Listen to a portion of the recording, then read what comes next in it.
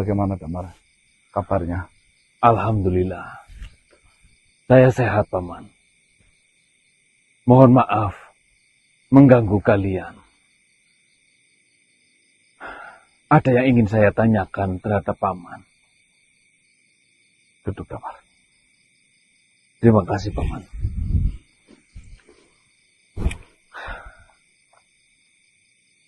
Mohon maaf, Paman. Setelah Paman meminta izin kepada saya untuk membawa Ibu menemui Paman, apakah ada sesuatu yang dikatakan oleh Ibu terhadap Paman? Pasalnya, setelah Ibu pulang, dia seolah-olah menyembunyikan sesuatu. Menyembunyikan sesuatu dan marah terhadap sesuatu. Setahu saya, tidak ada makhluk lain lagi yang ditemui Ibu hari ini kecuali Paman. Seperti ini, Damar. Tadi memang saya memanggil Ibu jenengan untuk mengobati yang Tombro. Ya, Seperti berita yang sudah jenengan tahu. Ya memang, prosesi pengobatan itu menggunakan cara kejujuran atau yang disebut sihir hipnotis.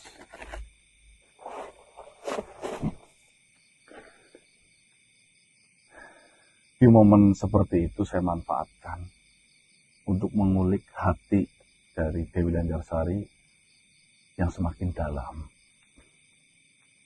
Dengan harapan saya bisa mengerti apa yang membuat resah serta gelisah Dewi Lanjarsari hingga saat ini sehingga beliau itu murung.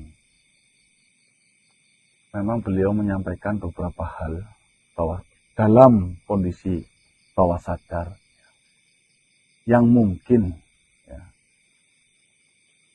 bila tidak saya katakan terhadapmu itu berdosa buat saya. Namun bila saya katakan kepadamu berdosa pula karena saya sudah menceritakan sesuatu hal yang tidak semestinya. Namun dari ini semua saya harap kau sebagai kakak seorang laki-laki, kau adalah seorang pemimpin dalam keluarga tersebut.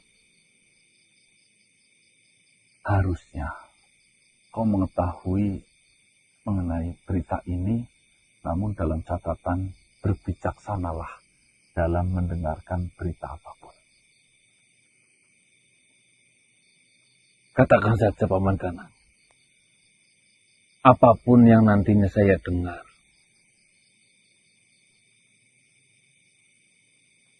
saya akan mencoba untuk berbijaksana menyikapi yang nantinya saya akan dengarkan. Bagaimanapun juga, ini sudah menjadi tanggung jawab saya. Apapun yang menjadi permasalahan tentang Ibu, itu sudah menjadi tanggung jawab saya sebagai seorang laki-laki, sebagai anak, sebagai pewaris, sebagai pelindung bagi ibu saya dan juga keluarga saya. Paman barusan menyentil bahwasanya tentang peran saya sebagai seorang kakak. Apakah ada sesuatu yang dibicarakan oleh Ibu tentang Wulan terhadap Paman Kanang? Seperti ini, Damar. Sekarang kau adalah seorang raja. Kebijaksanaanmu sangat didambakan oleh keluarga maupun masyarakat serta rakyatmu. Namun di lain sisi usiamu yang sangat muda, kau masih tergampang tersulut sebuah emosi. Sebenarnya saya berat mengatakan ini semua, namun kau harus berani berjanji terhadapku bila mana kau mengetahui berita apapun yang mungkin manakala nantinya itu membuat hatimu tergores atau mungkin amarahmu memuncak, ya, kau harus bisa berjanji kau akan tetap menjadi seorang raja yang bijaksana dan memikirkan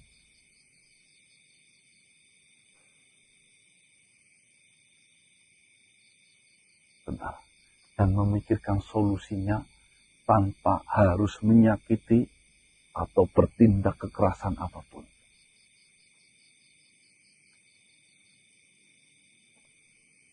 Ya, saya berjanji. Dan pegang kata-kata saya, Paman Gana. Kalaulah saya mengingkari janji yang sudah saya katakan, halal untuk saya disingkirkan dari muka bumi ini. Itu janji saya. Saya harap kau seperti mendiang ayahmu. Baik, akan saya ceritakan. Semoga dengan cerita ini nanti kau bisa mendidik adikmu, ya, arahkan adikmu menjadi makhluk yang baik, makhluk yang bisa menjaga marwah dari keluarga besarmu, serta menyelamatkan adikmu dari dosa-dosa yang dilakukan olehnya. Ya. Satu, sebenarnya ibumu, Dewi Lancarsari, resah, gelisah, khawatir, melamun, itu disebabkan oleh satu permasalahan. Mendiang ayahmu sebelum beliau meninggalkan ibumu, beliau pernah berpesan, tolong jaga baik-baik buah hati, rawat serta didiklah mereka sampai di mana posisi mereka menjadi makhluk yang berguna untuk kehidupan ini. Ucapan itu diucapkan oleh almarhum Tuan Raja Rakasota terhadap ibumu, yang hingga saat ini ibumu itu masih terngiang-ngiang di dalam pikirannya. Di suatu hari, ibumu itu menemukan suatu hal, yaitu adikmu Wulan sering melakukan zina. Mohon maaf, saya tidak tahu. Adikmu sering memasukkan laki-laki terhadap kamar, masuk ke dalam kamar. Namun, tidak ada yang tahu persis di dalam kamar itu melakukan hal apa. Ya.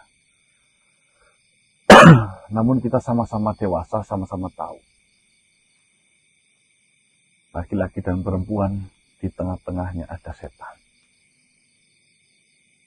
Saya takutkan iman dari Wulan tidak kuat bila mana harus disandingkan dengan lawan jenis. Alangkah baiknya engkau pelan-pelan mengajari Wulan agar tidak berbuat seperti itu. Bila mana sekarang belum waktunya, jaga ketat-ketat kerajaanmu, sehingga tidak memberikan celah terhadap Wulan adikmu untuk melakukan hal yang membuat ibumu sakit hati sampai depresi seperti itu.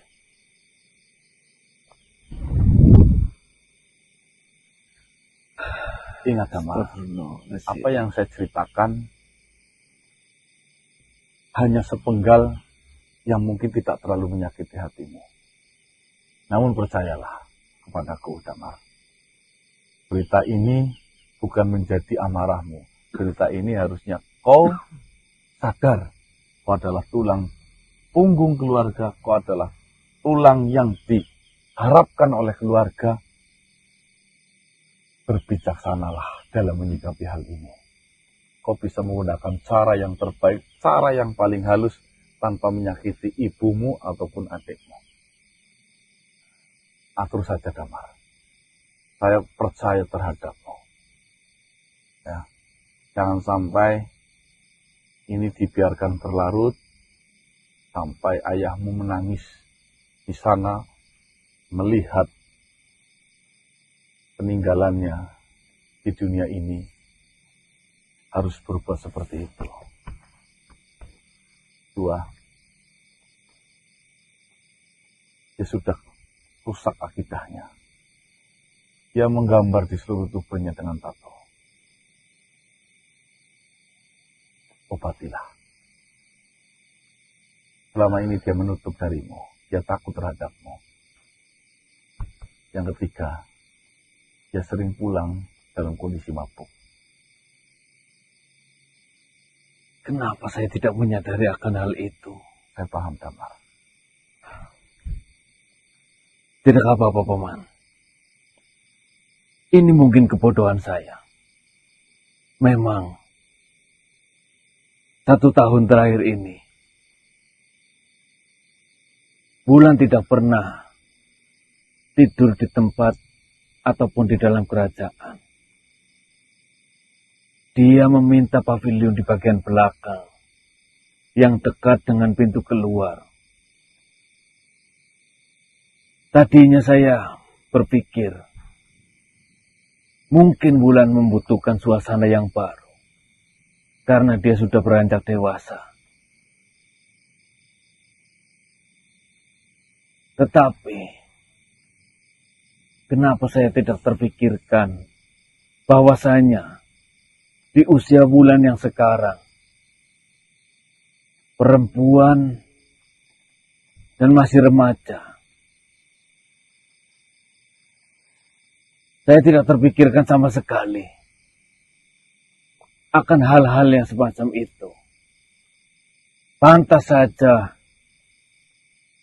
ketika saya melihat di dalam kerajaan, Wulan selalu mengenakan pakaian-pakaian yang sangat tebal dan panjang, yang sebelumnya tidak pernah dia lakukan.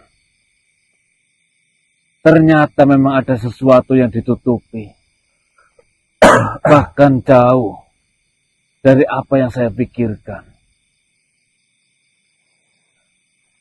Atur saja, Damar.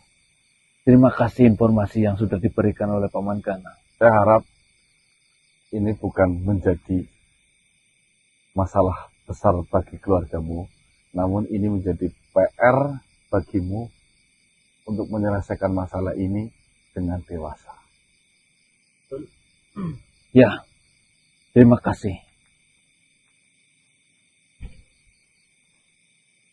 Hati-hati, Damar. Baik, Paman. Berita baik darimu. Baik. Assalamualaikum warahmatullahi wabarakatuh. Waalaikumsalam warahmatullahi wabarakatuh.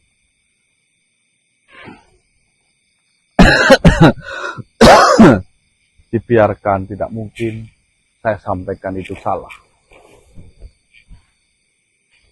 Namun, itulah yang namanya hidup.